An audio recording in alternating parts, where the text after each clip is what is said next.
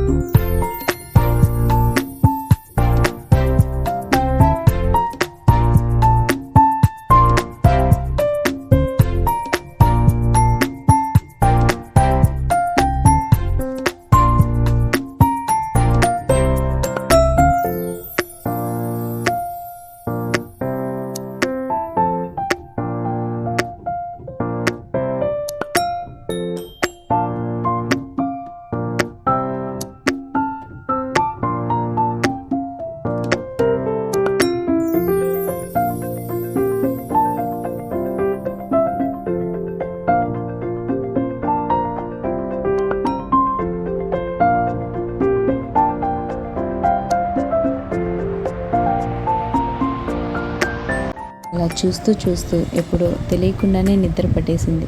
నిద్ర లేచేసరికి కాళహస్తికి వచ్చేసాం.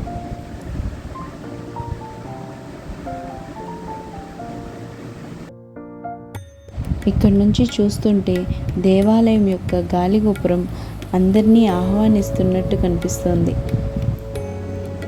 అలాగే పైనుంచి ఆ జగత్పితామహులు మనల్ని ఆశీర్వదిస్తున్నట్లు అనిపిస్తుంది కదా. అలా నడుస్తూ గుడి ముందరికి వెళ్ళి పూజా సామాగ్రి తీసుకొని గుడిలోకి ప్రవేశించామండి, దేవుణ్ణి తలుచుకుంటూ.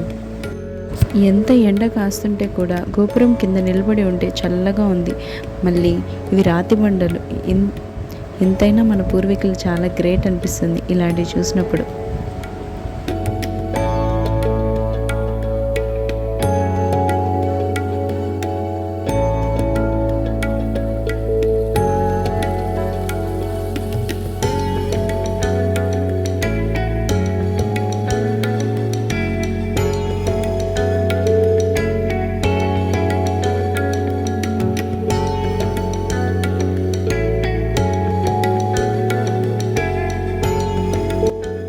అలా కొంచెం ముందుకు నడవగా కుడివైపున శ్రీ కాశీ విశ్వనాథ స్వామి వారి ఆలయం ఉంది. కాశీ చూడాలనుకునేవారు ఈ ఆలయాన్ని దర్శించుకుంటే కాశీ విశ్వేశ్వరుణ్ణి చూసినంత ఫలితం లభిస్తుంది అని అంటారు. అందుకే ఏమో ఈ గుడిని దక్షిణ కాశీగా కూడా పిలుస్తారు.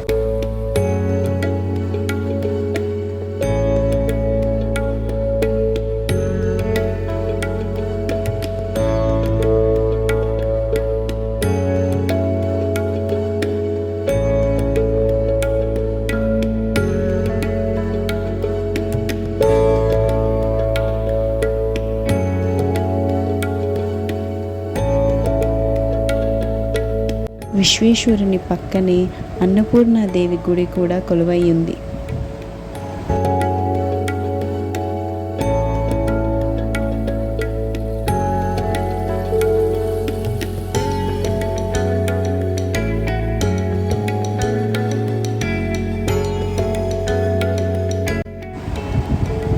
రాజగోపురం చూడండి, ఆకాశాన్ని తాకుతున్నట్లు అందంగా ఉంది.